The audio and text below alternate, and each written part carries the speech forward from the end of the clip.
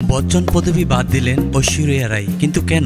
বলিউডের গুঞ্জনের মধ্যে চিরচেনা হয়ে গেছে অভিষেক বচ্চন ও ঐশ্বরিয়া রায়ের বিবাহ বিচ্ছেদ। এই গুঞ্জনটি এই থামে আবার অন্যদিকে ডানা মেলতে শুরু করে। বচ্চন পরিবারের গতিবিধি তৈরি করে নতুন মোড়ে। ঐশ্বরিয়া রায়ের সঙ্গে জুড়ে নেই বচ্চন পদবি, কিন্তু কেন? 27 নভেম্বর ঐশ্বরিয়া রায় দুবাইয়ের গ্লোবাল উইমেন্স ফোরামের একটি অনুষ্ঠানে যোগ দিয়েছিলেন। সেই অনুষ্ঠানের একাধিক ঝলক ছড়িয়েছে সোশ্যাল মিডিয়াতে। অভিনেত্রীর বক্তব্য দেওয়ার একটি ভিডিও ছড়িয়ে পড়ে অন্তর্জালে। সেখানে দেখা যায় তার নামের থেকে বচ্চন উপাধিটি মিসিং। অনুষ্ঠানে সাবেক বিশ্ব সুন্দরীকে দেখা যায় সিলভারের কাজ করা নীল গাউনে। তার গর্জিয়াস লুকের সবচেয়ে বড় আকর্ষণ ছিল স্মোকি আই। চুল খুলে তাতে কার্ল করেন। তবে অনুষ্ঠানের সময় অভিনেত্রীর পেছনের স্ক্রিনে ফুটে ওঠে শুধুমাত্র ঐশ্বরিয়া রায় নামটা, কিন্তু বিয়ের পর থেকেই অফিসিয়ালি তিনি বচ্চন উপাধি ব্যবহার করেছেন। এই ঘটনায় তাদের বিচ্ছেদের প্রসঙ্গ আবারও জোরালো হয়ে উঠেছে হঠাৎ করে। নেটিজেনরাও নড়েচড়ে বসেছেন নতুন গল্প তৈরির। এদিকে নভেম্বর মাসে মেয়ে আর স্ত্রীর জন্মদিনের শুভেচ্ছাও জানাননি অভিষেক বচ্চন। যদিও নিজের cinema I want to talk এর প্রচারের সময় তাকে বলতে শোনা যায় তিনি তার স্ত্রীর কাছে কৃতজ্ঞ,